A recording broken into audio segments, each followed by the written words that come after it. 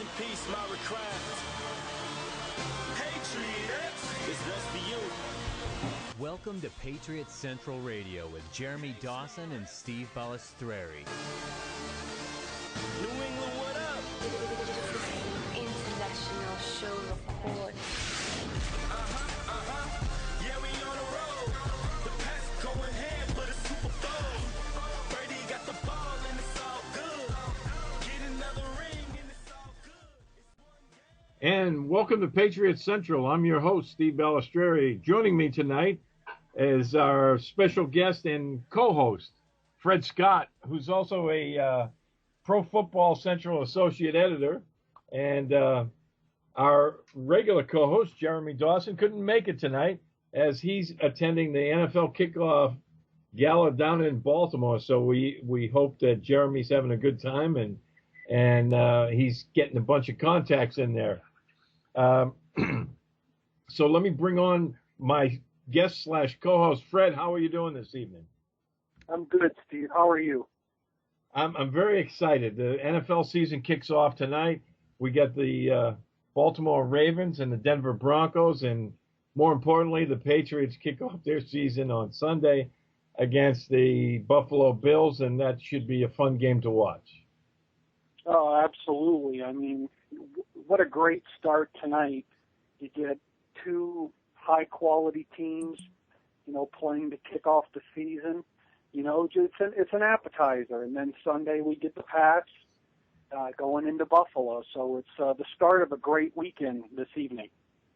It actually is, and there's a lot of drama going on tonight because, so many moving parts in Baltimore and in Denver this year. And then, you have the Von Miller, suspension, and Elvis Dumervil, who left the Broncos and, went to the Ravens. So, you have some extra drama in there. Plus, two good football teams. It's a nice way to kick off the season. I'm actually looking forward to watching that one.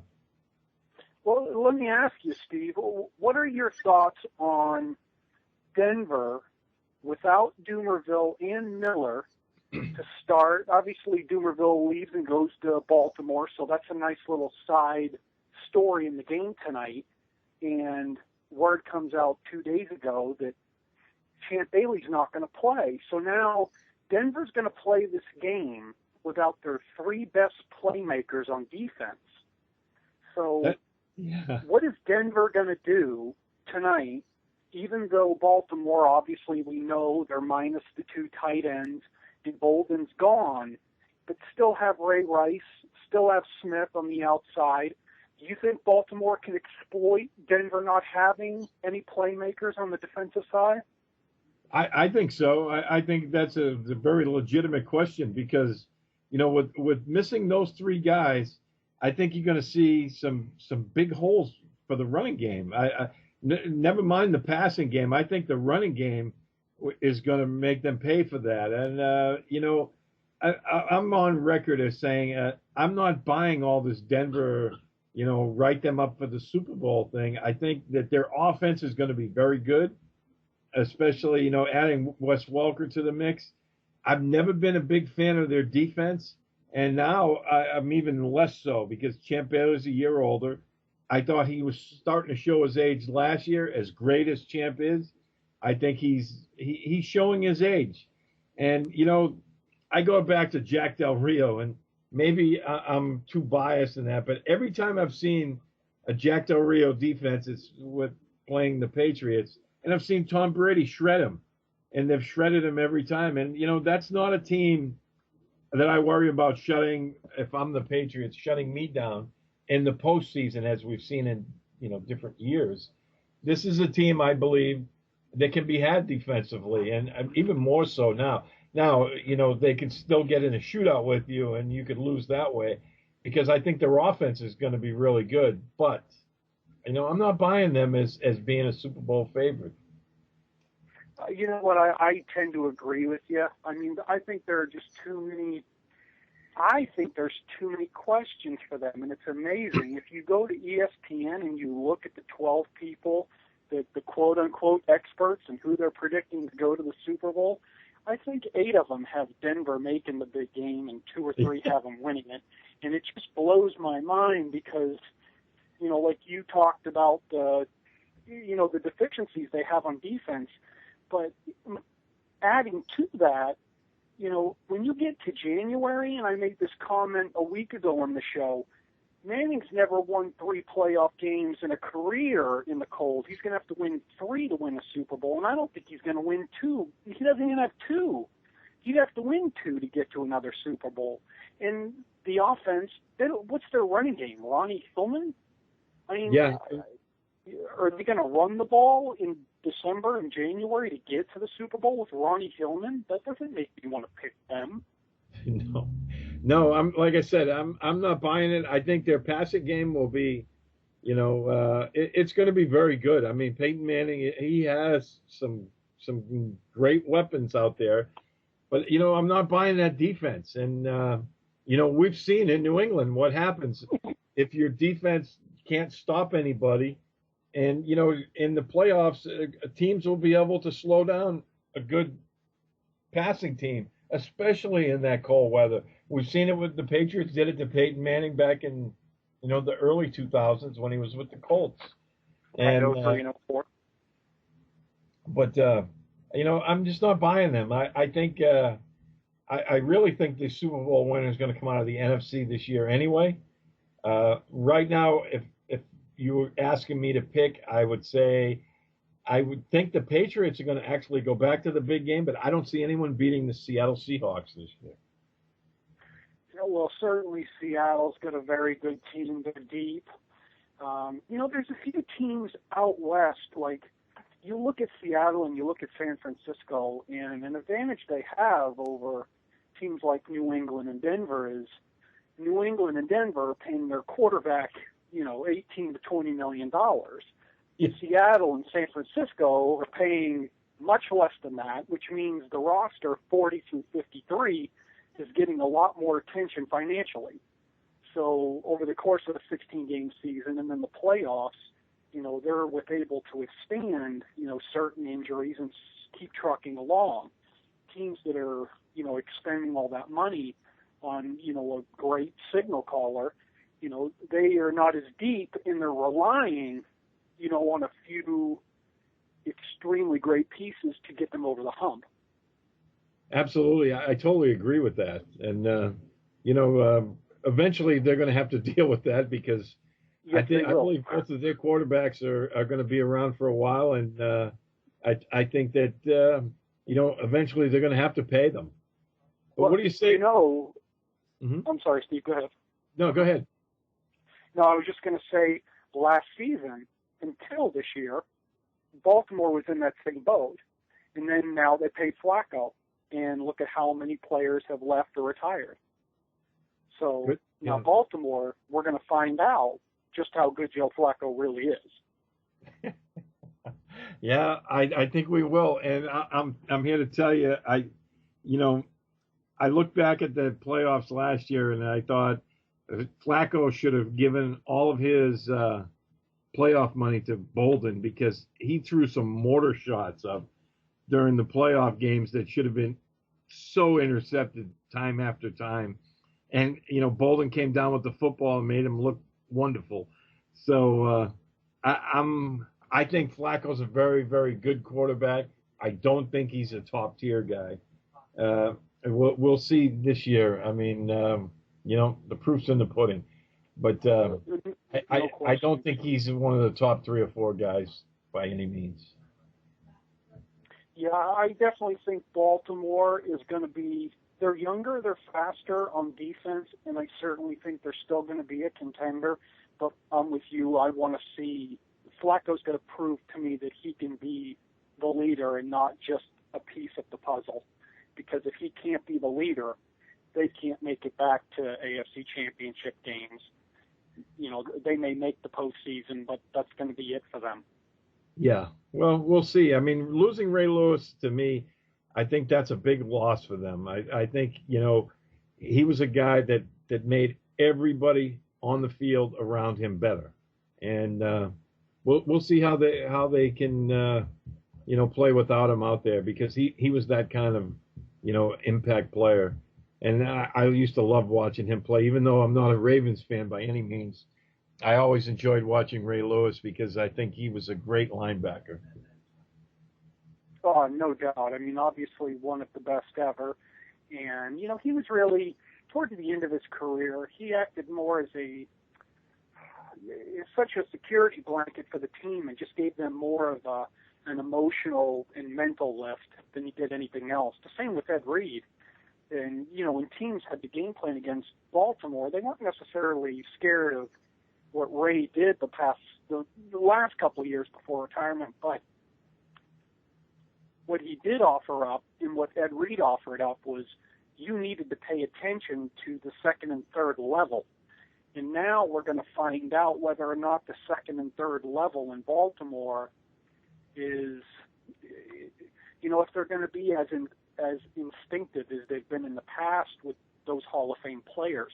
Will they be able to make those critical plays on third down? We don't know that yet.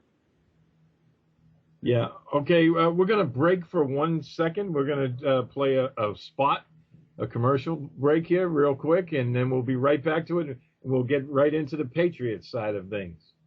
Football fans, check out the official T-shirt apparel shop for the Pro Football Central Radio Network. Check out bigfrog.com/Cincinnati. That's bigfrog.com/Cincinnati. You think it, we ink it. They have an awesome 24-hour turnaround time. You can also visit them at their fabulous store over at Anderson Town Center, 7426 Beachmont Avenue, Cincinnati, Ohio 45255. That's bigfrog.com/Cincinnati. Football fans, check out ProFootballCentral.com for all the latest NFL news and analysis. Also, check out the very popular Pro Football Central Radio Network for awesome NFL talk around the league. Go to ProFootballCentral.com. ProFootballCentral.com. And welcome back to Patriots Central.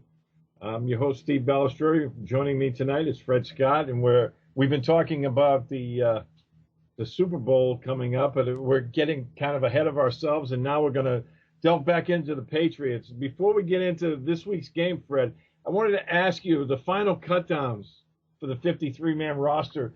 Did you see anything that jumped out as a big surprise to you? Steve, I'll be honest with you. There was nothing that I looked at and said, wow, that's a shock. There was no big-name guys that were cut, like Adrian Wilson.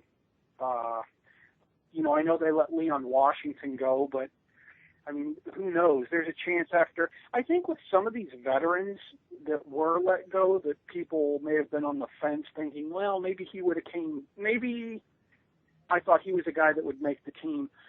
When week one's over and the salaries are not guaranteed, maybe some of these guys get calls back. Like Leon Washington. Leon Washington is a great example of that because just yesterday I was talking with someone and Leon Washington's locker is still completely intact in Foxborough.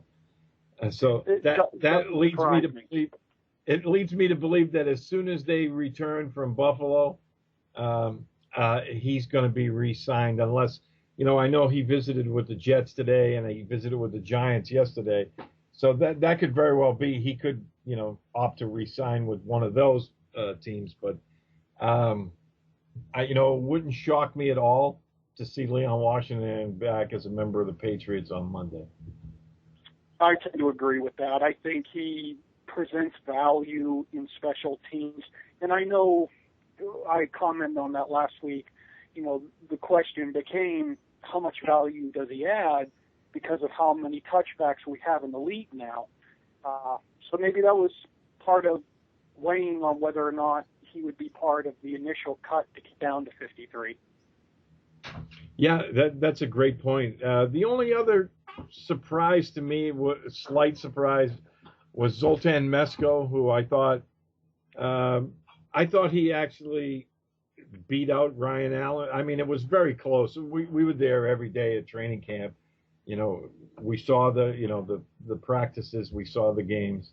I thought it was very close, but I thought he outpunted Ryan Allen. Now, it sounds to me like it was more of a financial consideration being as close as both of those guys were in terms of production. But I was a little surprised by that. You know what's funny about that? Interesting you take the Zoltan-Mesko side.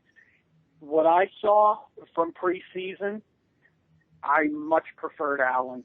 Forget the money. I thought if you go back and look at the game from Detroit and the Giants, every time Allen got an opportunity to punt, I know especially in the Giant game, his last 3 punts, 2 of them were coffin cornered inside the New York Giants 10-yard line. And my initial thought to that was, wow, this guy pinpointed those punts when he got the opportunity in these last 2 games. And Mesko had a couple punts in the last few preseason games where I thought he wasn't getting enough air under the ball. And it didn't surprise me that Allen won that job. Money aside, I actually preferred that Allen win the job. And it didn't hurt him that he won the Great Guy Award the last 2 years in college. Yeah, it was funny because those 2 punts in the Giants game, I think, won him the job because that was the one thing that he couldn't do all through the training camp and in the preseason games prior to that was when it came to directional punting and pinning the opponent inside the 20. Mesko, I thought, had a big advantage there. I thought Allen was, like you said, putting more air under his punts and getting a little bit more of hang time. But, the Patriots are so hyper on that directional punting. And, Mesko last year, 46, I think, 0.7% of his punts were down inside the 20. So that's something he's been very good at. And I thought that was the one aspect of Allen's game that he was lacking. Through training camp, seeing him every day. And then he nailed those 2 punts in the Giants game. So that's why I wasn't really shocked to see that happen. But, it's an interesting case. I mean, I think either way, I think they're in pretty good shape. I think Allen's going to be a very good punter in this league. I've heard a lot of good things about his ability. People said when that battle was going on, there were people in the NFL that said it doesn't matter which one gets the job. New England has a good punter. That's exactly right. And I didn't think Mesko would be out of work very long, and it turns out he wasn't. I think he was signed by Pittsburgh just 2 days later. He was. The Steelers got themselves a pretty good punter. Yeah, no doubt. He's definitely going to help them. And, who knows? Mesko, it sounds like he's going to get more work going to Pittsburgh than he would to New England. You'll probably see the field a lot more. Yeah, well, let's hope so. Right. It wouldn't break my heart if Ryan Allen didn't have to punt for the first 6 weeks of the year. So me either. But let's talk about this week's game. The Patriots are going up to Buffalo. Both teams made a lot of changes this year. Buffalo changed their GM, their coaching staff. They have 2 rookie quarterbacks. The Patriots have a completely revamped wide receiver core. We're looking at, 2 teams that are well read in on each other, but they're coming in a little bit different this year. Oh, they are. And I'm very intrigued by the early matchup to see, we found out that DJ Manuel's going to start, and we know he's missed the last 2.5 weeks of the preseason due to getting that scope, I believe. Is it 2.5 weeks, Steve? Yeah, I believe that's what it's been. Okay. So with him, just now practicing this week, we'll see what kind of, he's going to be rusty. I mean, the kid's only played 2 preseason games and then however many practices he's had. So no matter whether you're a first-round pick or an undrafted free agent, if you're not getting a lot of reps and you're going to have your first start as a rookie, against the team that's had the most success against you, the Patriots are 20-2 against Buffalo in the last 22 games. I didn't go to MIT, but those are some pretty good numbers. Yeah, and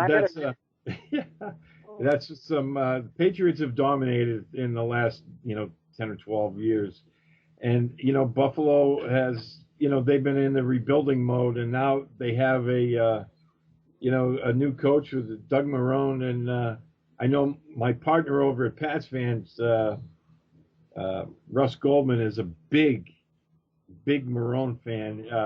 He's predicting great things for the Bills with him.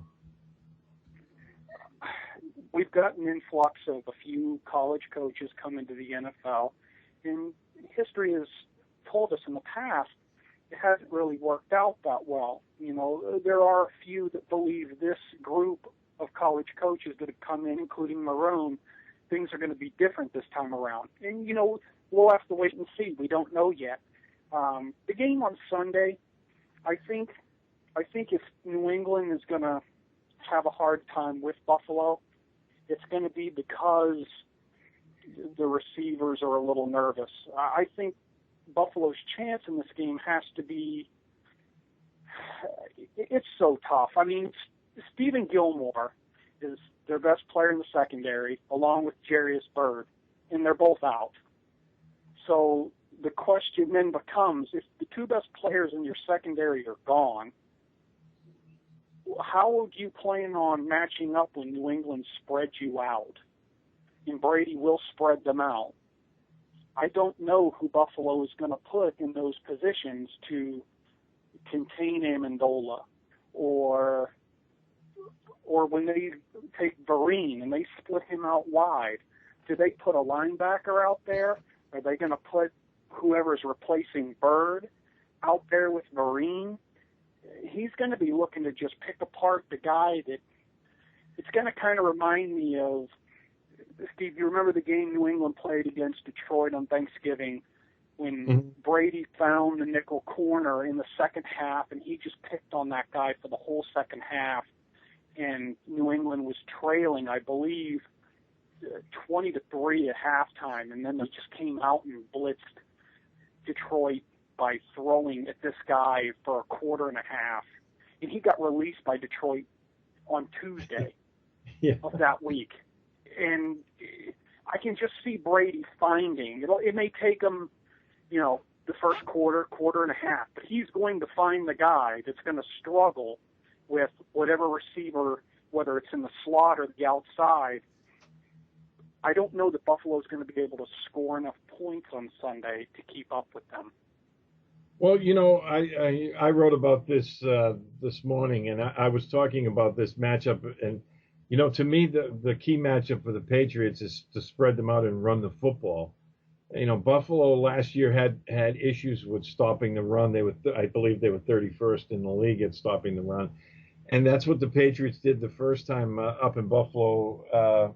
I think it was week 4 of last year when they scored 52 points. So they ran for over 247 yards, and they had 2 runners with over 100 yards rushing. And I think that's going to be the key again, is they're going to try to spread them out because, they've changed their defense. They're going to a much more of an attacking style, reminiscent of the Jets.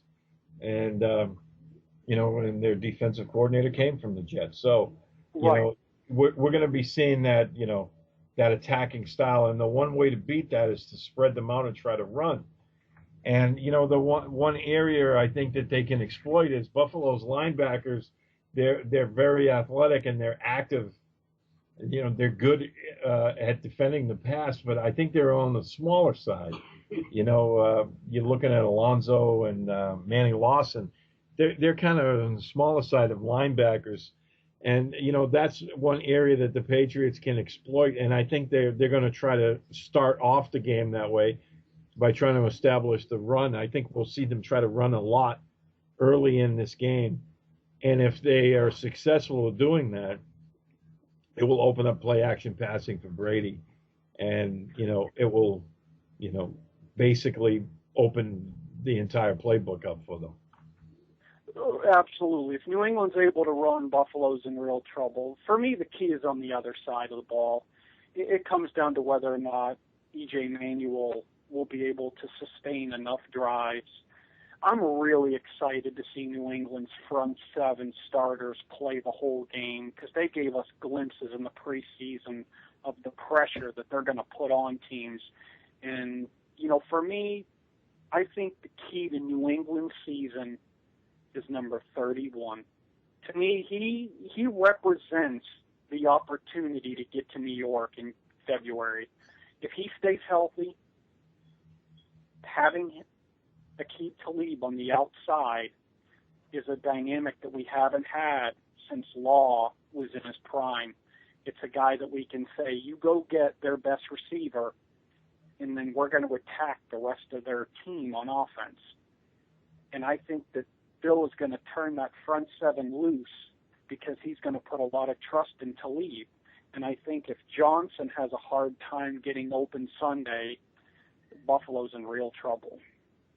You see, I've looked at that matchup with Johnson and Talib, and to me, the big matchup that the Patriots are going to have to stop isn't Johnson so much as Scott Chandler, who's burned the Patriots in the past, their tight end. And, I think especially early in the game, Buffalo will want to make Manuel get comfortable. They're going to give him some short throws to, get him into a rhythm and get the jitters out, especially in the first quarter. Because the last thing you want to do is go to some, long developing deep pass and, have a blitz or a turnover or something like that. I think they're going to go to a couple of short passes, especially with the tight end, a guy who's given the Patriots fits in the past.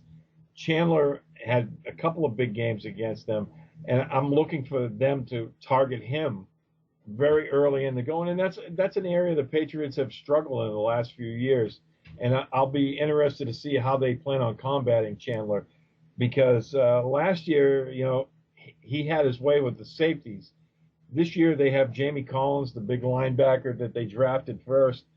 He's very good in coverage, and he was a safety himself early in his college career, so I think they're going to maybe match him up with Chandler, and I'm looking at for the Bills to go to Chandler early in the game. But again, you have to be very cognizant of their running game because they have two very good running backs. I totally agree. I think, what you said is accurate. Chandler has been a thorn in our side. I mean, tight ends, quite frankly, have been a thorn in our side. I love the Collins pick out of Southern Miss.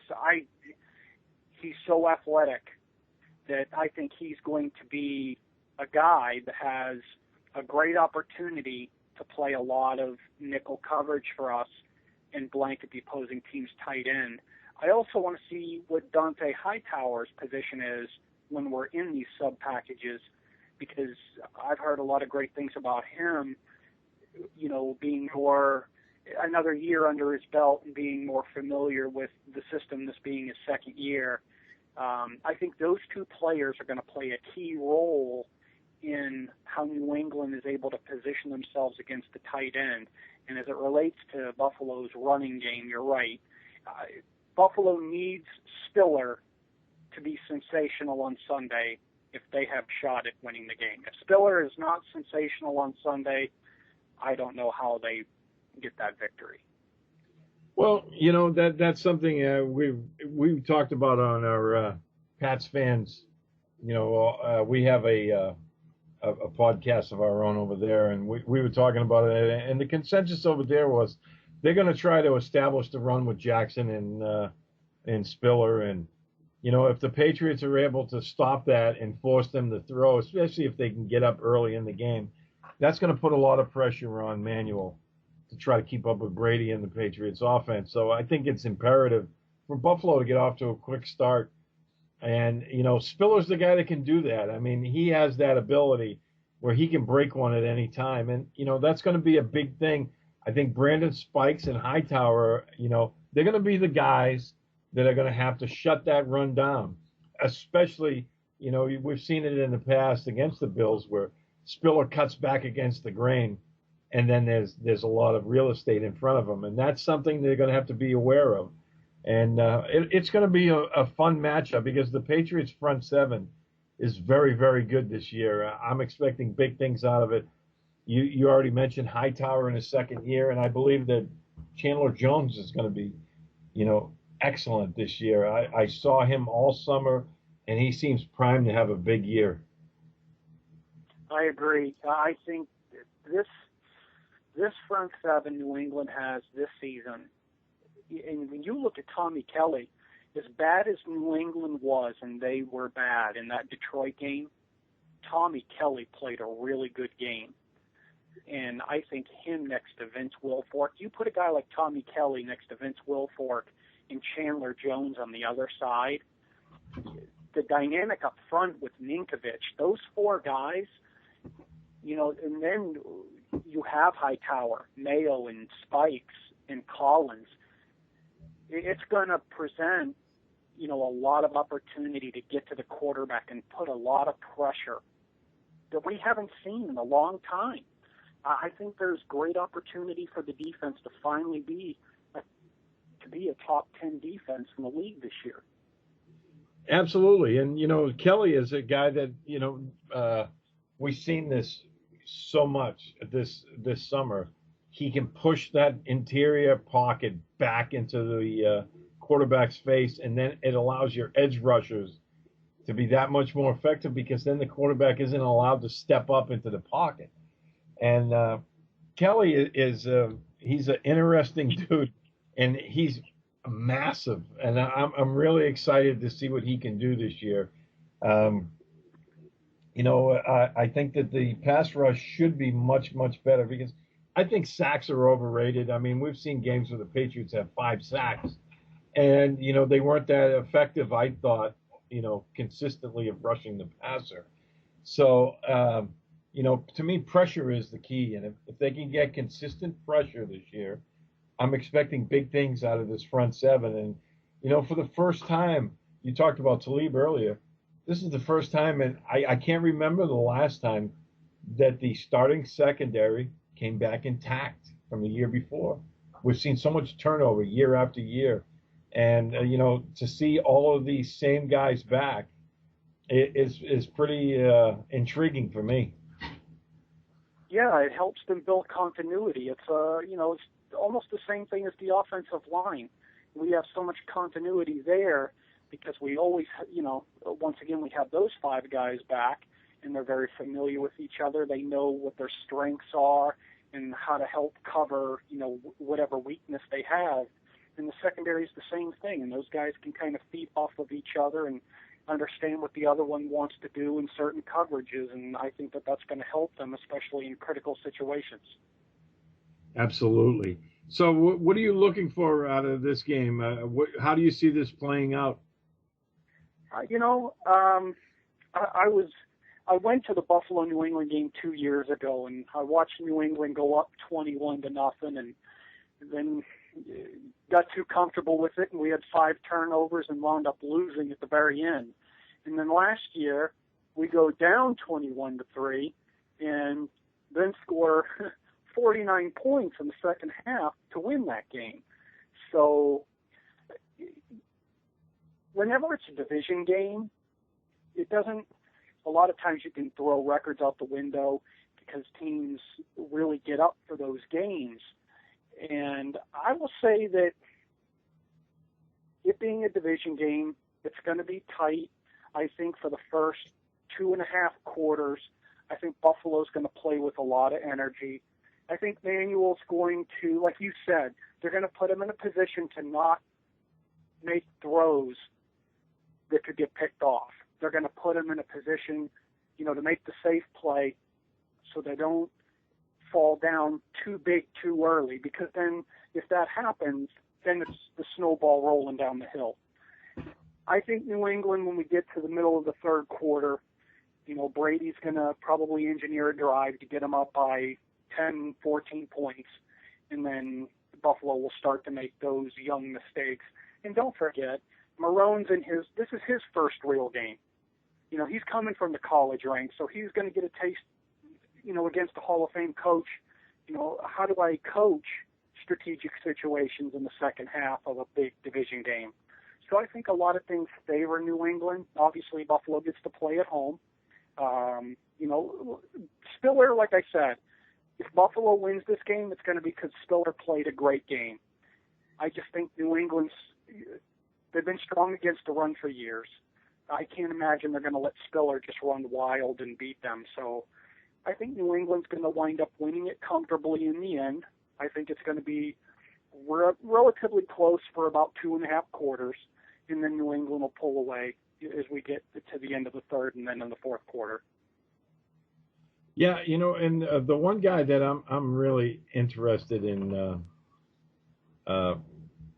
watching from a Patriots perspective, I guess I should say, is Leotis McKelvin for the Bills, because he's a guy that can take it to the house on special teams, every time he touches the football. He had incredible numbers last year.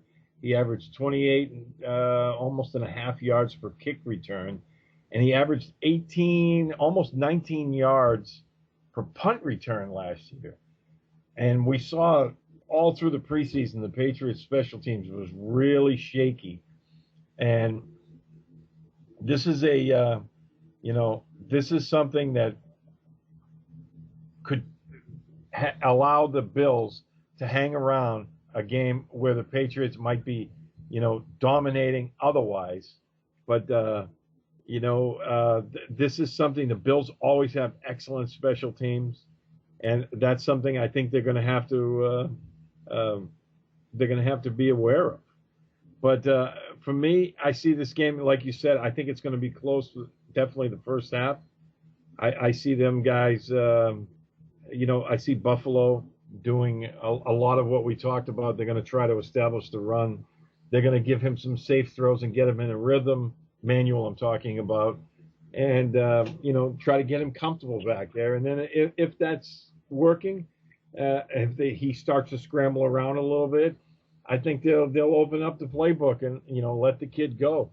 Marone is coming from the college ranks, but he's a guy who had success in the NFL as an offensive coordinator with the New Orleans Saints. So he knows the pro game. He coached Drew Brees. I think in the long run, Manuel is going to be much better off having Marone as his head coach. It's a lot to expect him to come in his first week, and beating Tom Brady and the Patriots. I think that's kind of very far-sighted to expect that on week one. Well, it certainly benefits them that they get New England at home, and New England's trying to establish a rhythm with a brand new set of wide receivers.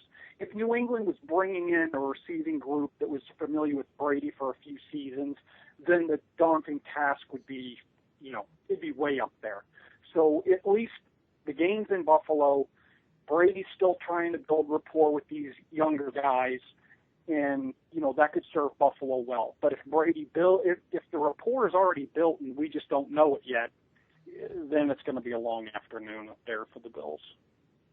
Yeah, and we've seen that Brady and Amendola have displayed that chemistry that it seems like they've been playing together for years already. And that's one guy I think that is a player to watch. Amendola, he has that Wes Welker ability to get open underneath, although I think he has more upside because I think he has more top-end speed. He's a guy that can take the play deep. I know that Buffalo, this week I was reading that, they had players designated as Amendola, and they were moving him in motion, something we saw the Patriots do all summer long, and trying to get him a free release off the line. So I think they're very cognizant of that, and that's what they're going to try to take away. Yeah, I certainly agree with that. I think their focus will be on Amendola, and they're going to hope that the rookies show some rust or just being, struck by the moment. If they can contain Amendola and then put it on Tompkins, who's looked great in the preseason, and of course, we don't know how Dobson's going to perform or Boyce. You have Sudfeld. So I think Buffalo's going to do their best to put it on the rookies And like you said, they're going to try to contain Amendola. Something tells me, though, that New England, in these 2 weeks leading up to the season, I think they probably have something in store for Buffalo with their offense. Well, both teams have been, they've been game planning this one for weeks. So it should be interesting to see how it all plays out. I'm looking toward the Patriots, finding a way on offense to get themselves in rhythm, and I think they're going to be just fine offensively. I'm more interested to see how the defense plays, especially in the secondary, because that's been an issue for them. The front seven, especially with the running game, I think they'll be able to contain Spiller. They're not going to shut him down. I don't see that happening, but if they can contain him and get up by a score or two, and then it'll take the Bills out of that where they have to start throwing the football more, and that's the area where I'm expecting them to show some great improvement this year. So, going to it, let's get a prediction from you. How do you think this one's going to look score-wise? I say Buffalo keeps it close first 2.5 quarters. Score is somewhere around 17-16. New England starts to pull away. I'm going to say New England wins the game 37-23. Oh, well, you have it a lot closer than I do. Brian's not going to be happy with me. I have this one going 31-14. 31-14. And I want to say one thing, Steve, as we get into this season, how when you talked a minute ago about how you feel, from your perspective, how you see it going. One thing I just want to add about Aqib Talib and why I feel for me, it's a reverse. I actually, for the first time in a long time, feel really good about the defense. Maybe I feel a little bit better about the defense than I do the offense, and that's kind of crazy to say. But if you go back last year and you look, when Aqib Talib came to the Patriots, he played in the last 7 games and missed 1. So in the last 8 games, he missed 1 game and he played in 7. The game he missed, San Francisco, they gave up 41 points and lost. The 7 he played, they went 7-0 and won by an average score of 38-17. In the divisional game, beat up on Houston, and he pretty much kept Johnson down. AFC Championship game, Flacco was 6 of 12 for 40 yards in the first half, and then Aqib Talib pulled his quad, missed the second half, and we all know what happened. If Talib is on the field, I believe that front 7 does the job, and New England's defense will be a top 10 defense in the league this year as long as 31 is healthy. Well, I tend to agree with that. I think he's a very important cog in this defense. And now them having Devin McCourty back and healthy, that's the guy that's, controls the secondary, because Steve Gregory, playing next to him, Gregory is a good player, but, I feel much more comfortable with having Devin McCourty back there at the free safety position. I think he's very underrated as a safety. I think he's very, very good. And I feel much better with Talib and McCourty back there. I think that, we're going to see good things from this defense. But I agree. Yeah, I think, Brian disagrees with me. He has the Bills upsetting the Patriots with this one. I think they're going to win 31-14. You have 37-23. And what do you say we wrap this up and call it a show here? We want to thank everyone for listening to the Patriots Central podcast on the Pro Football Central Network. You can download any of our shows on the Pro Football Central website. For myself, Steve Balestriei, and my co-host tonight, thank you very much, Fred, for coming on, Fred Skott. We want to thank you guys for listening, and good night. This has been a presentation of the Pro Football Central Network. For news, blogs, highlights, and more, log on to ProFootballCentral.com.